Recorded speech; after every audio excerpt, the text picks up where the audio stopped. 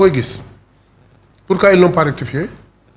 léegi ils demandent à ce qu'on arrête revoir le texte pour revenir ça ne se fait pas le processus est enclenché on va les juger en fonction des textes qui sont là en fonction des perspectives qui sont là. D'accord. Donc ce n'est pas parce que jàpp nañu sama nit ou bien peut-être que man ëllëg mën naa jaar haute cour de justice que tey laay taxaw di ban la haute cour de justice ça ne fait pas ça. D'accord fii lañ toogoon dimanche ñuy wax ci le cas de Mansour Faye ak li nga xamante ni xewoon na Mansour Faye mandat de dépôt bett na la. waaw bien sûr parce que waxoon naa la fii ni la Mansour Faye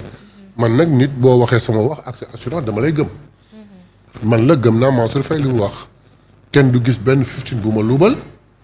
ñaareel ba kenn du gis jusqu'à l'extinction du soleil kenn du gis fukki dërëm bu ma luubal bokk ma ci il n'y a pas de surfacturation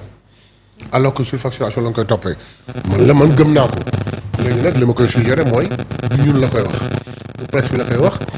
na lëlu ak avocat bi ñu def un très bon dossier suñu demee fee devant le juge lu leen juge bi wax ñu teg ko teg fee et il rentre chez lui mais ci li ñu for ci wooy wu bay nekkatul waxatul léegi ni surfacturation amul mais léegi day wax ni surfacturation bi moom bokk ci il n'est pas mêlé dans la surfacturation ce qui dit que surfacturation am na parce que tout au début mooy surfacturation amul. Ils ont entremonté pendant très longtemps mais aujourd'hui paraît-il que l'affaire n'est plus que surfacturation amul mais affaire bi mooy man bokkuma ci surfacturation bi c'est bizarre de la façon li ma ci waxoon moo ci nekk. du ñun la waroon convaincre du ñun la waroon wax jooju juge bi la waroon convaincre il n'a pas pu le faire. Le juge l'a mis en mandat de dépôt. D'accord ci dialogue politique boobu tamit dégg nañ fi yeneen discours bu ci mel ni te nag dafa mel ni dañ ko déggoo parce que Amadou Ba wax na si ki nga xamante ni tamit moom moo di Anta Babacar wax na ci mel ni dañu sentir ci li nga xamante ni moom moo di débat public bi benn ay discours yu agressif ay discours menaçants ñu jàpp ni tamit loolu ci suñu réew waru fi mën a am quand même. Pourquoi? En matière politique. Ils sont plus vertueux que nous seen wax moo gën dëgër suñu bos lan la ñuy yàq gouvernement bi en ce moment et puis en discours politique yu mel noonu mun si ñàkk le problème mooy ku nekk la ngay wax da nga ko xam rek te mu nekk dëgg na nga koy waxee nag yàlla ko xam donc il n'y a aucun problème. dañu sentir discours haine. ban discours haine qu'ils nous disent ban discours haine fi am qui a fait un discours de haine qui a fait un discours de haine attention il faudrait que dans ces termes-là qu'ils prennent une déclaration politique dans un cadre politique d'une campagne électorale jël ko ñëw di ko teg di ko def argument aujourd'hui c'est pas la même chose parlons de discours de haine je prends l'exemple de Farba Ngom quand Ousmane Sonko a quitté Ziguinchor di ñëw ñu jàpp ko yóbbu ko këram mais qu'est-ce que Farba dit j'exhorte et je demande au président na jàpp kii dañ ko war a jàpp dañ ko war a yóbbu dañ ko war a tëj. C'est pas considéré comme un discours de haine on l'a pas dit Ousmane Sonko dañ ko war a rey ku jar a rey la c'est plus qu'un discours de haine ils l'ont fustigé nit toog fii à la télévision pour ne pas le citer la 2STV benn nit bu nee jaxase àddina bi dañ ko war a rey ko dagan na yàlla na ko yàlla yërëm te yéexu nu dem na le discours de haine ils l'ont fustigé est-ce que dans le régime aujourd'hui il y a quelqu'un qui a parlé comme ça qu'il me dise lan mooy discours haine bi ah bien képp ku sex alalu askan bi te lewul moomu loo ko di nga ko yàbbi discours de haine la ah je m'inscris à ça okay. Je vais le dire tous les jours képp koo xam ne def nga lu luub def nga lu deful def nga loo waxul di nga jaar ci juridiction yi di nga ko lay discours de haine la si c'est ça le discours de haine du dañ parce que c'est ce qu'on va appliquer et c'est nous qui l'avons promis loolu tax askan bi fal ñu léegi nañ ma wax discours yooyu ma leen waxoon foofu ak discours yi ban moo ci discours de haine donc il raconte dañuy wax lu leen neex rek dañuy wax politique rek parce que y a des gens qui étaient venus pour lancer leur propre message il y a des gens qui étaient venus pour donner des choses yoo xam ne ça peut intéresser tout le monde et ça va faire l'objet d'une discussion on a tout compris et puis bu ñuy wax naan il faudrait que si Amadou Ba dit que ni il faudrait qu'on arrête le processus te bàyyi ay prisonniers politiques quels prisonniers politiques il y a quelqu'un à qui on a confié des deniers publics dans une situation exceptionnelle pour lui demander de venir en aide à la population sur un problème bien doté, le Covid. ñu gis ay malversation sur un rapport fait par eux mais rapport bi suñ ko defoon àddina tukki kon bu fekkoon Ousmane Sonko defoon rapport bi kon àddina tukki. seen rapport bu ñu def sur les deniers publics qu'on leur a confié ñu fekk si ay malversation jóg di leen topp pour ñu lay ko delloo xaalis bi loolu mooy des prisonniers politiques Amadou Ba dit du n'importe quoi. D'accord. Ça n'arrêtera pas le processus. Le processus va continuer. On va y aller jusqu'au bout. Que toute personne boo xam ne joxoon na la xaalis nga koy gérer te jaarul yoon prépare-toi à aller devant la haute cour de justice si da nga su fekkee am nga privilège de kii de juridiction. D'accord alors ci ñëwum dialogue boobu noonu ñu gis fa ay tête yu bari ku ci mel ni ñoo xamante ni peut-être bokk nañ ci APR wala ba léegi ni mën nañ leen jàpp ni ñoom ci APR lañ bokk ku ci mel ni Abdoulaye Seydou Sow wala sax ñi nga xamante ni ñoom ñoo fare ci moom ñoom ñoo fare ci APR ba léegi ñu ngi fustiger le fait que waa APR ñoom it wala ñenn ñi nga xamante ni bokk nañ ci APR ñu dem ci li nga xamante ni moom moo di dialogue bi est-ce que du lii dafay wane ni APR dafa nekk di disloqué en ce moment. Je l'avais dit il y a plus de 4 mois on ne parlait même pas de qui je dis que l'APR va se disloquer mais pour revenir au sujet c'est-à-dire que les gens de l'APR qui sont venus discuter les gens de l'APR qui sont venus discuter c'est-à-dire que il faut comprendre une chose que ñoom gis nañu une opportunité pour donner un avis par rapport au sujet yi nga xam ne duñ koy discuter ils veulent pas rester nekk en reste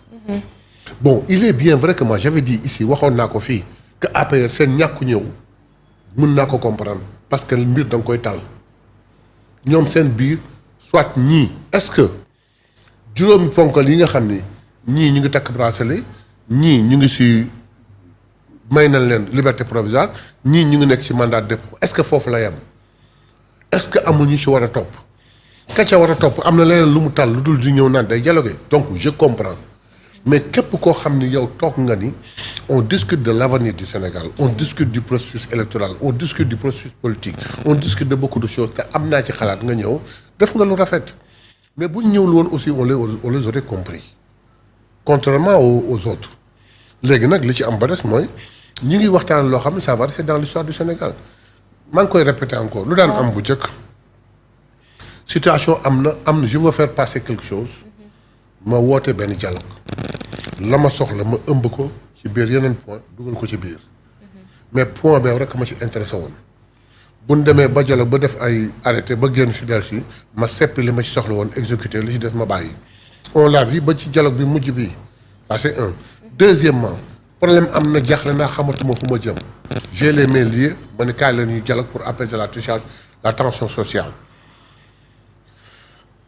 tey situation tolluñu foofu situation amul dara amul tout le monde est calme les gens vont travailler nga ni nag kaa ñu xoddi ko bala ñuy lakkale kaa ñu prévenir bala ëllëg ñuy guérir venez sur tel point et tel point on en discute